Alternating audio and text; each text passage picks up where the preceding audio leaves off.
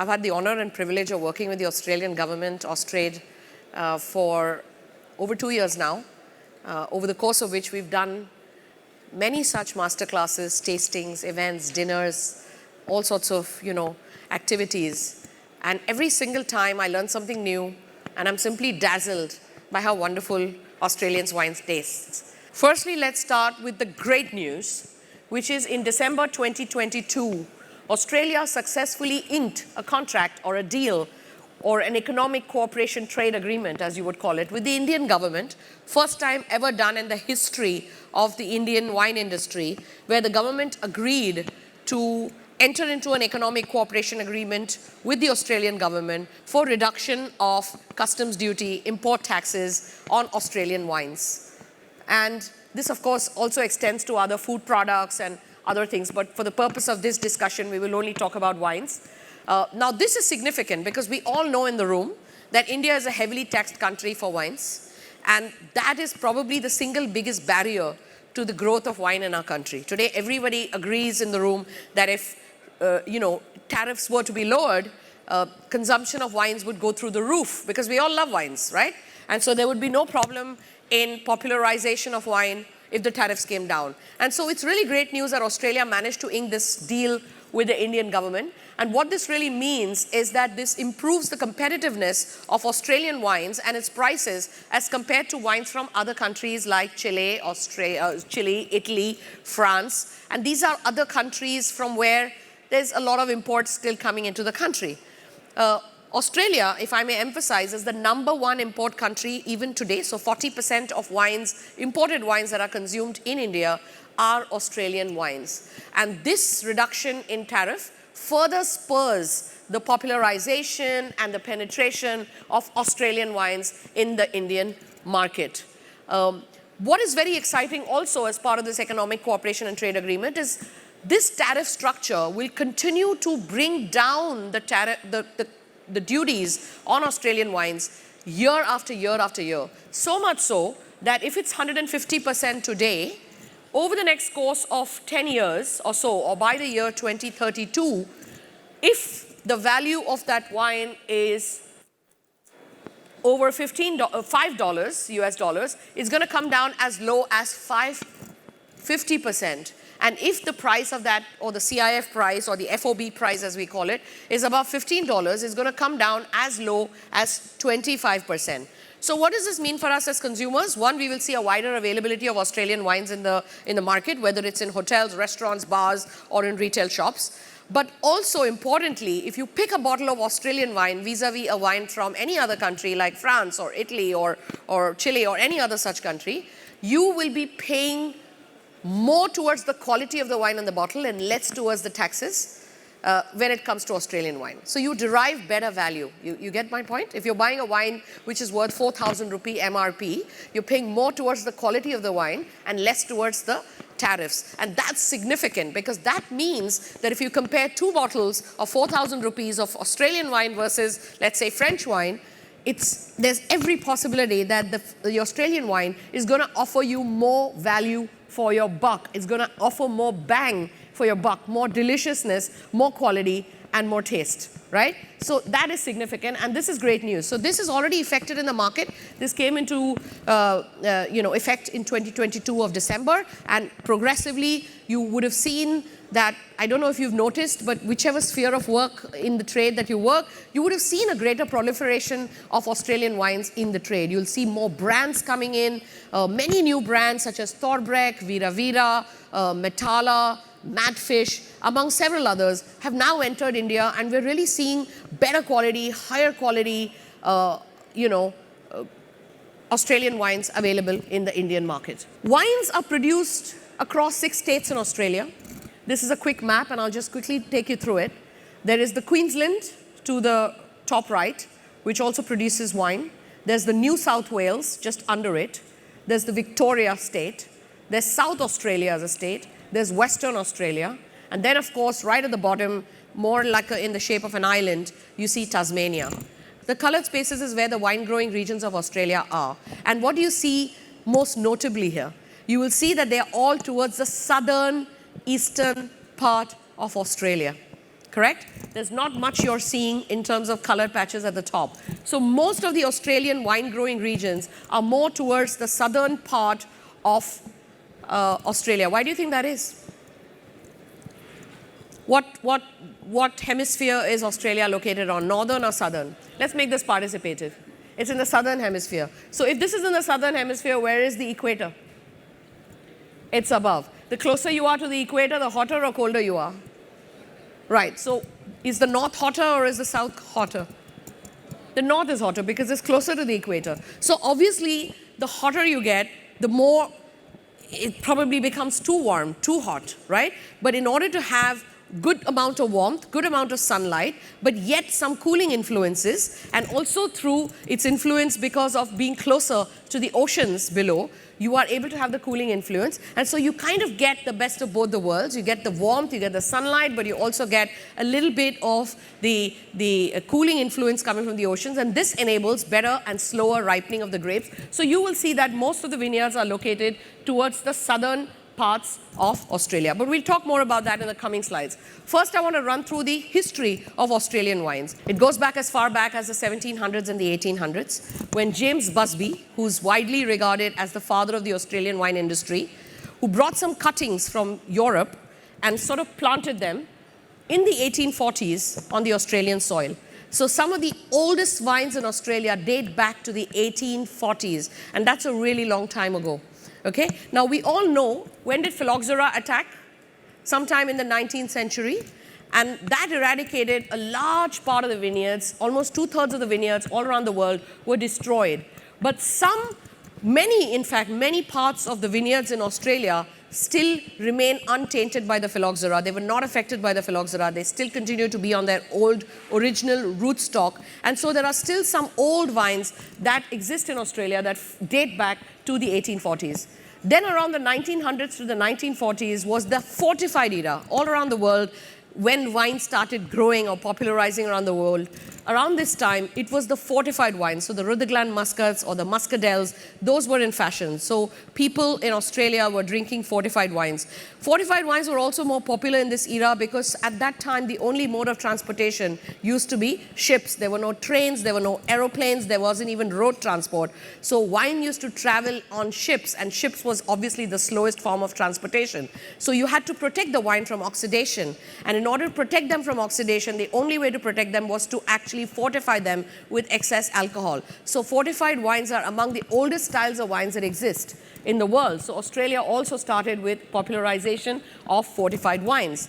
Then around the 1940s to the 60s, consumer palates continued to evolve. So consumers suddenly realized that they had a liking towards more balanced levels of alcohol rather than fortified levels of alcohol. And so then came the era of Australia's finest table wines. So Australia started producing some sort of red wines, tiny amounts, not too much, and consumer demand for table wines went up. But still, wines at this stage were fairly simple. There wasn't a global demand, but there was a lot of local demand that was sort of developing within Australia for these wines. Then came the 60s and the 80s, where there was a lot of development seen. And so this was the time when the consumer demand for wines soared even further. And Australia started to discover that there were some parts within their country that offered more cool climate influence. So that is when they started making not just red wines, but also white wines and rosé wines, and sort of all styles of wines, sort of developed. There was slight improvement in quality. There was, a discovery of new cool climate regions where vineyards could be planted. And so generally the food and wine culture developed. So people realized, one can enjoy a good glass of wine with food. Food culture in Australia is as big as their wine culture. So the whole sort of, the bonhomie around the wine culture really sort of came into existence. And then came the 80s onwards, which is referred to as the golden era, where a lot of the scientific development, innovation in winemaking really took place. So more hygienic winemaking, use of stainless steel rather than clay pots or amphora or cement tanks, better temperature control, more anaerobic winemaking, which is making wine without the fear of oxidation or not in the presence of oxygen, use of screw caps rather than corks in order to protect against cork taint, which at that time, the incidence of cork taint was very high. It's not as low as it has come today with the kind of work that cork industries put in place. The incidence of cork taint around the world at that time was as high as 10%. So Australia really was right at the forefront of revolutionizing that by bringing the use of screw caps. So all the technological developments, better winemaking, all of this happened, all upgradation of wineries, all of this happened from the 1980s onwards. And Australia really saw a massive boom in not just the local demand for Australian wines, but also the exports of Australian wines around the world. So people from all over the world, including UK, US, some Asian markets opened up for Australian wines and so on. So this is the golden era where Australian wine community became diverse, unique, and truly world-class. This is a little bit about the history. Now let's talk about the climate and grape growing. Australia lies between 20 to 40 degree latitude. Now we've all learnt in our textbooks that if you lie anywhere between 30 to 50 degrees latitude in the northern or the southern hemisphere, you're in a good spot. You're in a place where you're ideal for grape growing, for winemaking, right? Now 20 to 40 20 is probably too close to the equator, too hot, which is why we generally tend to see most of the vineyards towards the southern part of Australia, a little bit away from the equator, to lie more between the 30 to 40 degree latitude rather than more towards the 20. But what is key here to understand is Australia enjoys nature's bounty. They enjoy tremendous warmth, they enjoy natural sunlight, they are blessed by all these natural factors that actually allow the full ripening of the grapes, which means that if you pick up a bottle of Australian wine, you're very less likely to ever find unripe fruit. You're very less likely to find vegetal green notes, which nobody wants. Okay? So they are not in a marginal climate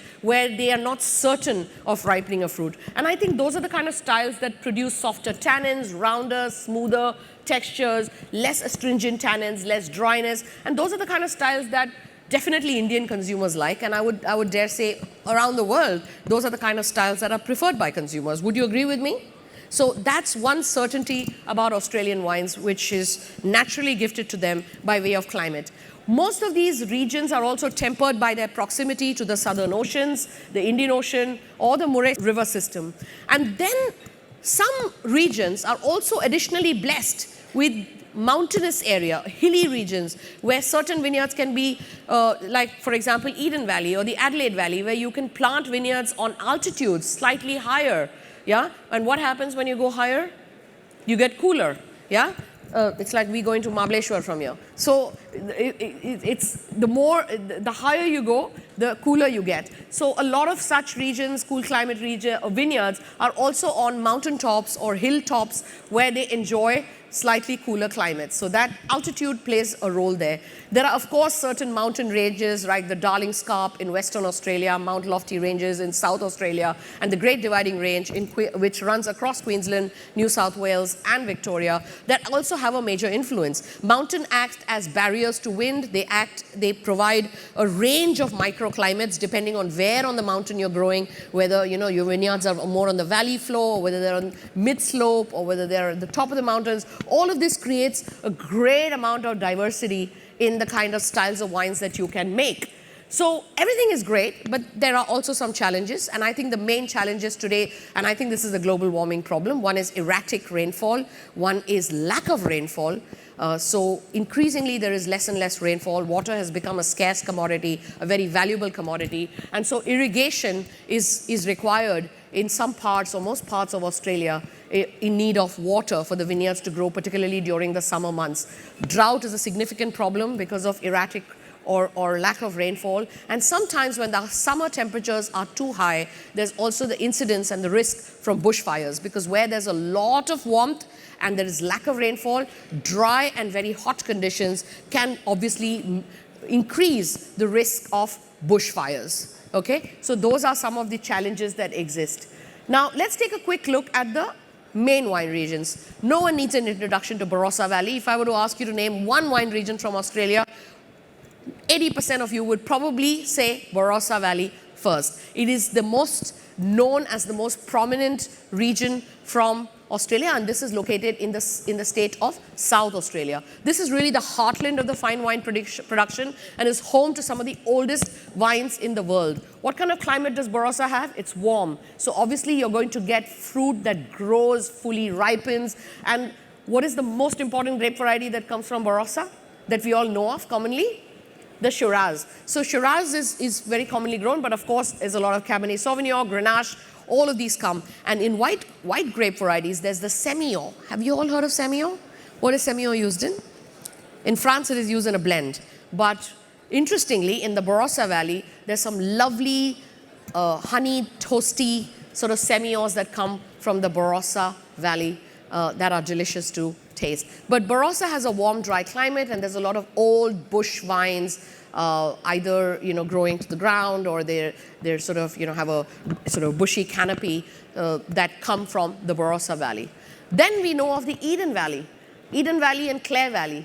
What is unique about both Eden and Clare Valley? The most important grape variety that we know of, the most popular grape variety that we know of, is the Riesling.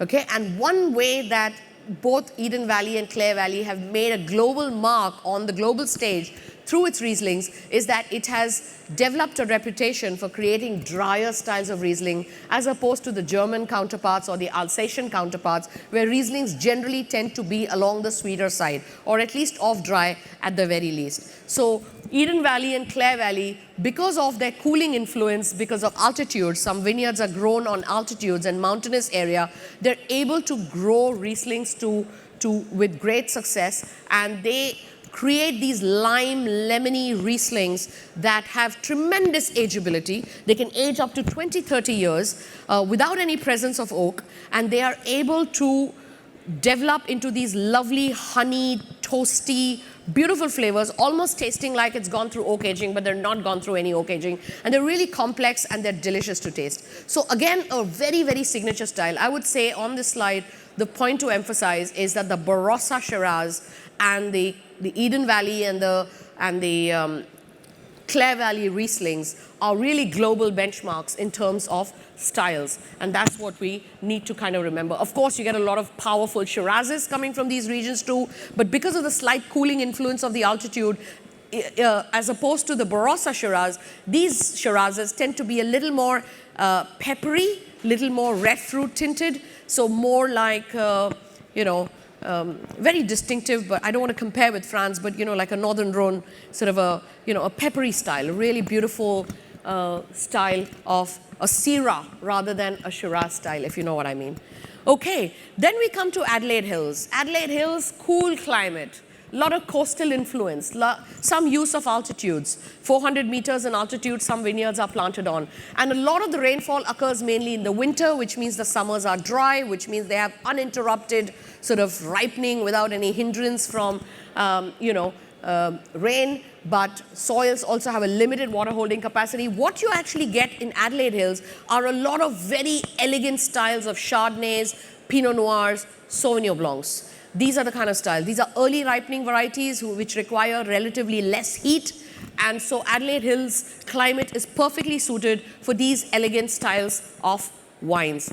And if you're looking for refreshing styles, Adelaide Hills is the place to look for. Adelaide Hills also revolutionized Chardonnays. Prior to Adelaide Hills being discovered as a cool climate region, a lot of the Chardonnays coming from Australia used to be very oaky, very buttery, very like buttered popcorn, caramelized styles. Those were the kind of Chardonnays that were made all around the world. When consumer styles actually changed and they were seeking something more elegant, something more refreshing, something more leaner, and Adelaide Hills was right at the forefront in bringing about that change by using its cool climate to its advantage and making these elegant, refreshing, lean styles which were just mouth-watering and not too oaky, not too oak dominant, but just a touch or a kiss of oak, as they call it, to make them beautifully complex but not heavy.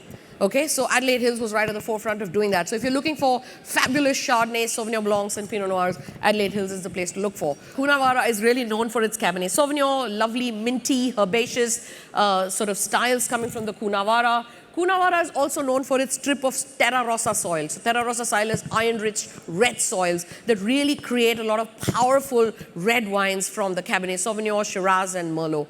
But they have some moderate influence from the ocean as well. So whilst it's a place that enjoys a lot of warmth, sunshine, it also has some cooling influence from the ocean, allowing it to create more refreshing styles of the Cabernet Sauvignon or Shiraz or Merlot. Then we have the McLaren Vale, almost juxtaposed with the Barossa Valley.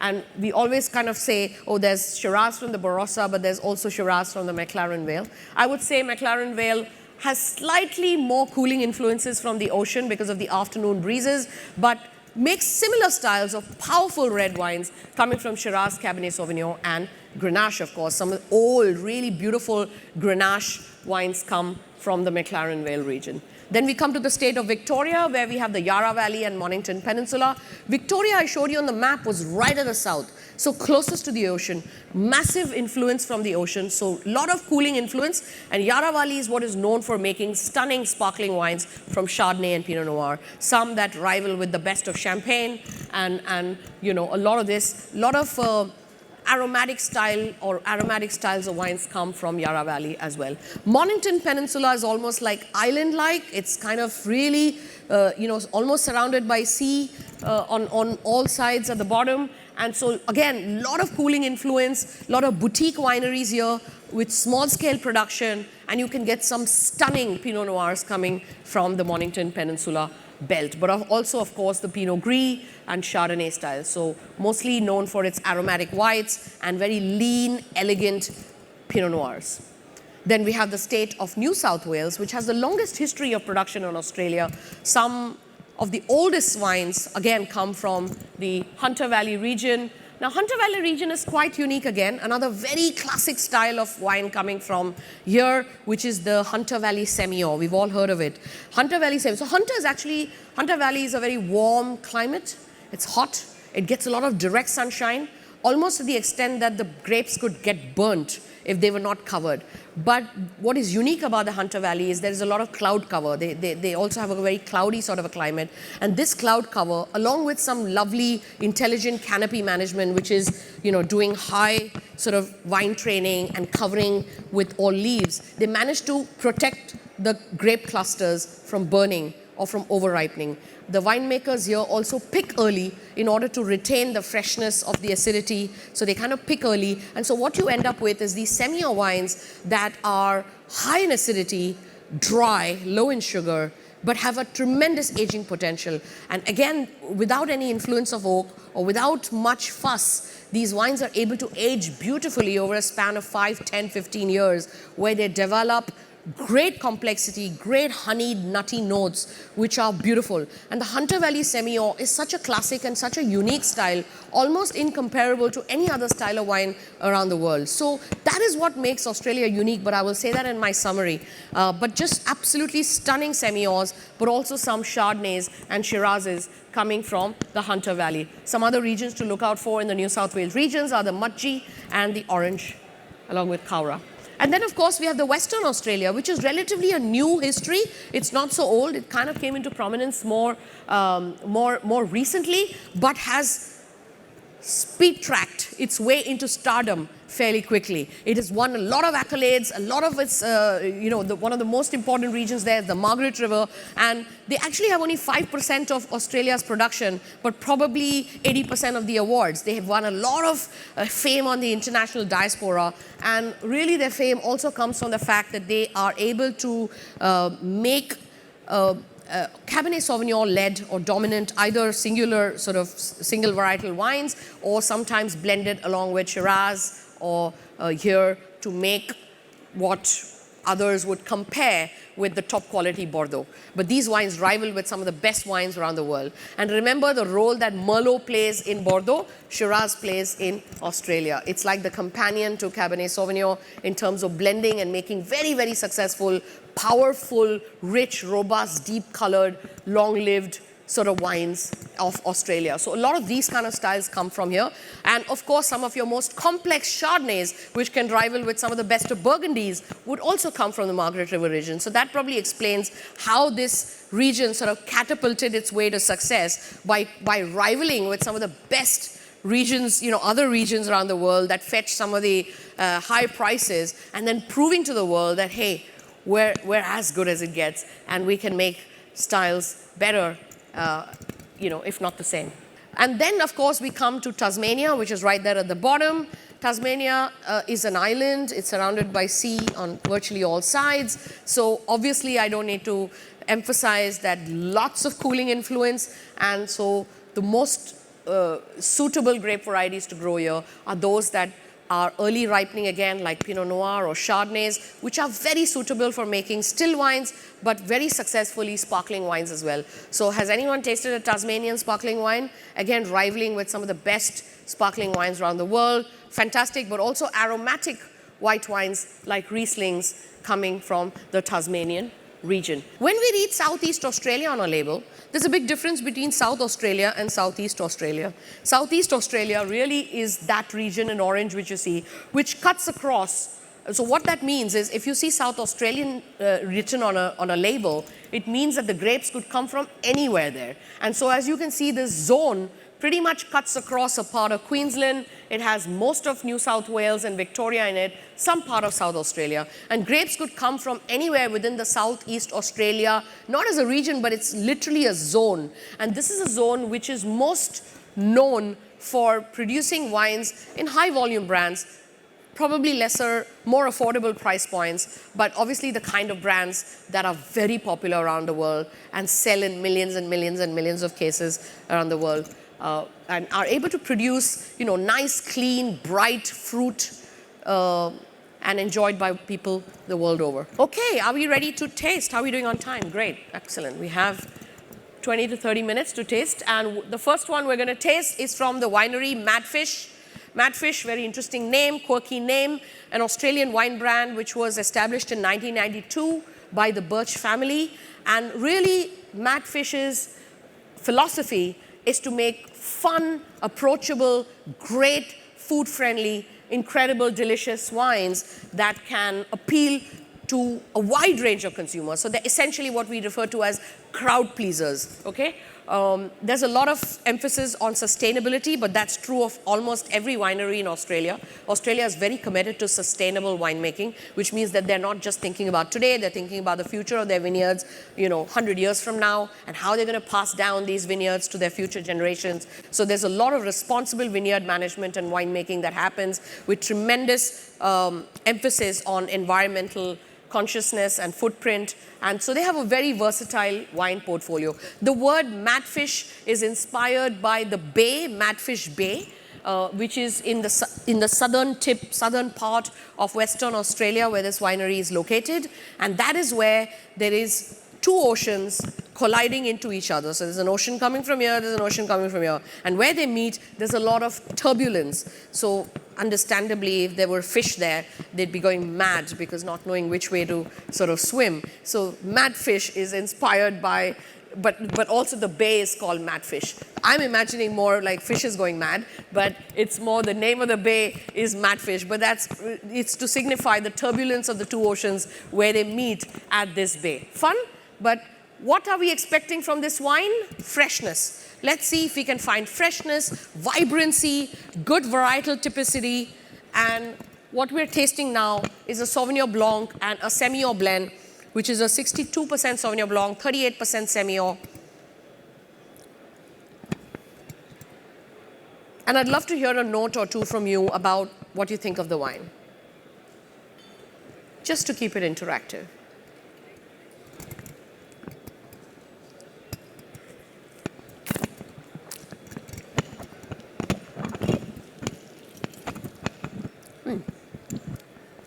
Ripeness,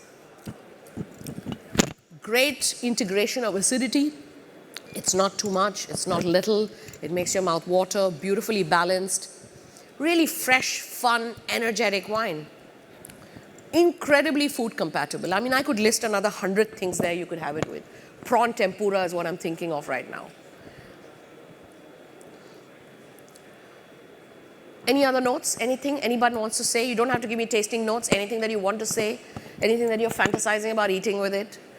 Anything about the style of wine? Where do you think a wine like this could work in India? For gifting, for house parties, at a bar, in a fine dine restaurant?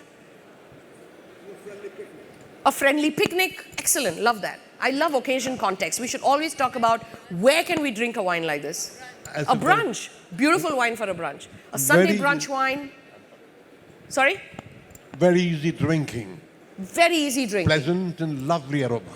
Correct. Now, if you were serving this wine at home and you had 50 guests over, there's nobody who would turn around and say, I don't like this wine. It's a real crowd pleaser. Would you agree? Lovely, fresh, vibrant. 12.5% alcohol. Beautiful. Nobody wants overly alcoholic wines anyway. You know, beautifully balanced. Sorry?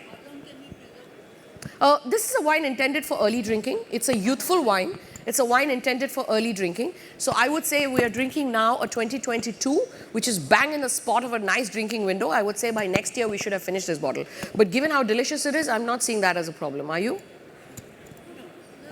Right. We should be able to finish this. Great. Yeah, but it's the kind of wine that's meant to be drunk within 1 to 3 years of release in the market. It's not a wine you want to keep for many years as you go along. Great. We're going to taste 2 wines from the Burton Vineyards. Burton Vineyards is a contemporary Australian wine based in the High Eden sub-region of Barossa Valley.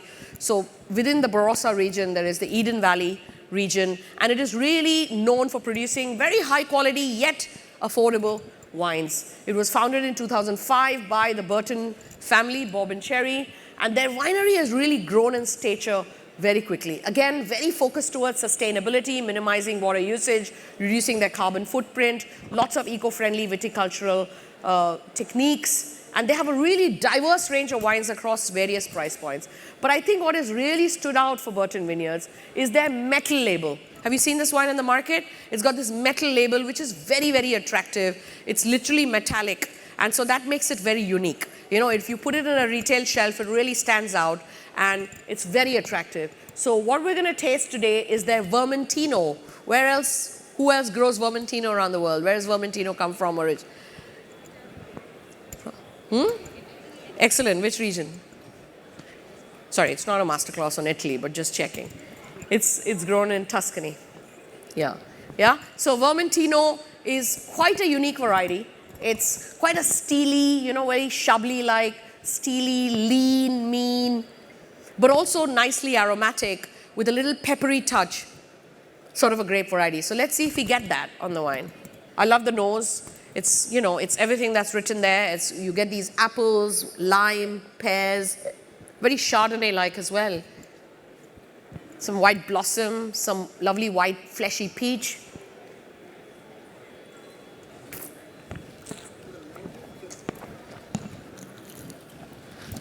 More body as compared to the earlier wine, a bit of an oily texture. Would you agree? A little bit of that. It's got that, what's the word I like to use, but like a lovely grip, you know, to it, an oily grip to it. It's been fermented in stainless steel tanks at cool temperatures, no oak, so it's an unoaked, fresh sort of a wine. What kind of foods would you have it with? Prawn, calamari, oysters, all kinds of seafood, all kinds of vegetarian foods, paneer, palak, what else? Mushrooms, tossed greens, dosa. I'm loving that. Dosa would be such a good idea. Very good idea. Dosa, you know what, even lemon rice. You know, because it's quite a lemony wine. I'm thinking something lemony would be lovely with this. Yeah? Excellent. Any notes on this? Anyone has any word about the wine? What kind of occasion would you have it with? Where would you have it? When would you have it? I mean, from the look of the dosa, it sounds like a breakfast wine. It's a wine you could have at 8 a.m. in the morning. Excellent. Huh? No, we don't mind that. No, we don't mind that. Great.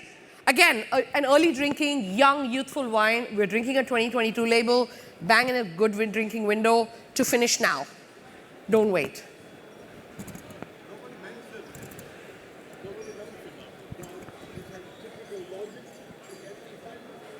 Sorry? It is taste and feel of a lozenge on the aroma. It's It's smelt not of what? lozenge. What is that? What? The syrupy. Lozenges. Not the cup, yeah. Cough lozenges. Yeah. Interesting. It has a solid feeling of that aroma on that side rather than only flowery. I don't know. Very tempting. I don't get cough often. I don't know lozenge. I'm sorry. I know what you mean, but honestly, I don't. No, we have the lozenges to enjoy the childhood. I have the till memory for that. It's there somewhere. I don't get it as much, but I respect your choice of description. Okay, the next one is a metal label rosé. So again, there's a lovely, attractive metal label with rosé written on it, which is, and you can see from the color, it's this beautiful pale salmon. Let's taste the wine. This again is from Burton Vineyards. Nice bright cherry, strawberry, raspberry nose. Nice and dry, hint of minerality. Not too much sweetness, not too cloyed, just the right amount of acidity. Clean, refreshing finish. Again, it's a wine that's been fermented at cool temperatures in stainless steel, no use of oak, and very food compatible. This would actually work with a variety of Indian foods as well. Something green, lentils maybe, a fish, a grilled fish, chicken, great, amazing. Like a, what's that thing we make? The chicken on sticks. Something like a yakitori or a tikka, teriyaki or, yeah, exactly. One of those, like Even with something Indian- Asian is what I'm thinking of. Even with Indian food as well, like a chicken tikka, this would be great. I would with agree. that. Chicken tikka, brilliant choice. Satay, exactly. Chicken satay is exactly what I was thinking of. Wasn't finding the words. Very good. Something like this would work really well. Yeah? Super. The next wine is Yalumba. Yalumba is an iconic name. They are historic. They have legacy. They have great global reputation. They won scooping massive amount of awards. And they really are in the books of the Australian history. A very, very a celebrated wine producer from Australia. So it's one of the, it's Australia's oldest family-owned vineyards or winery with 170 years of winemaking. And they have passed down these expertise through generations. Yalumba is very, very seriously, sustainably focused. They've received an ISO 1401 certification and probably were among the first wineries in the world to receive this certification. And Yalumba today is one of the few wineries globally that actually own their own cooperage and also have a nursery of their own. I've been to Yalumba and I've seen how they make these oak barrels, which they not only use for themselves, but they also give to other producers. So if you ever want to learn about how oak barrels are made, Yalumba is the place to visit. They're also located in Barossa. It's very fascinating. I've literally seen an oak barrel being made in front of me, how they, sort of roast it on the inside and char it, and how they make it, how these wooden stacks are bent with fire and sort of clasped together or clamped together in this iron cladding to make into this oak barrel. So they really own their own cooperage, and that actually allows them to create many stylistic variations depending on the level of toasting, depending on the origin of the wood, depending on how they treat it.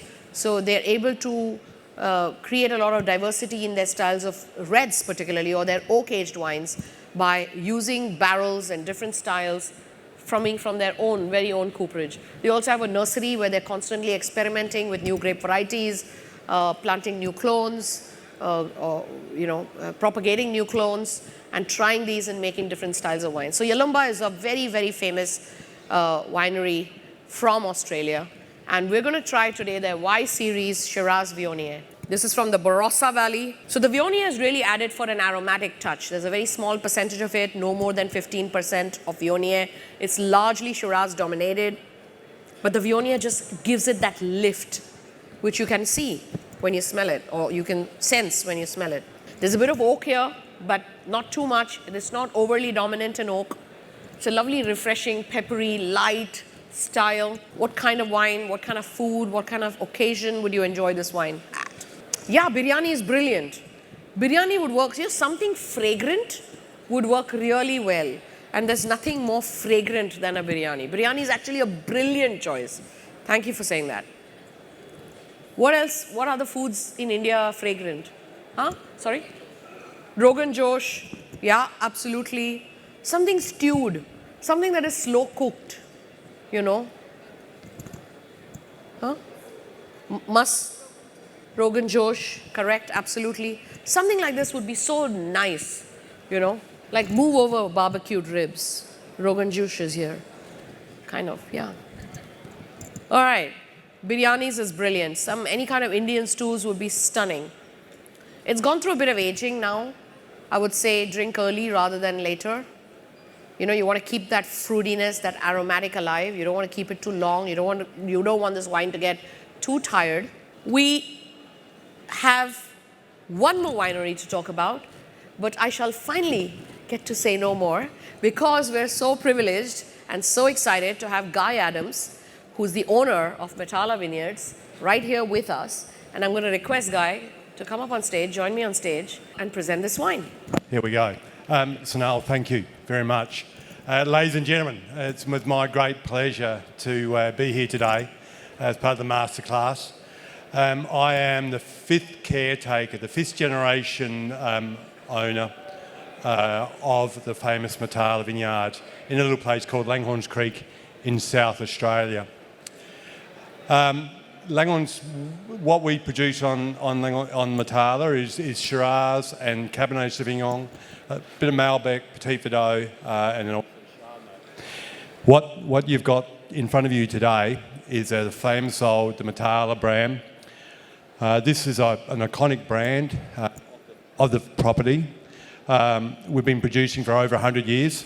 So the vineyard was first planted by my great-great-grandfather in 1891. Those vines still live on the property today. The Shiraz are an amazing old vine, alongside where we've got the Cabernet Sauvignon. The Cabernet Sauvignon are actually the world's oldest family Cabernet in existence.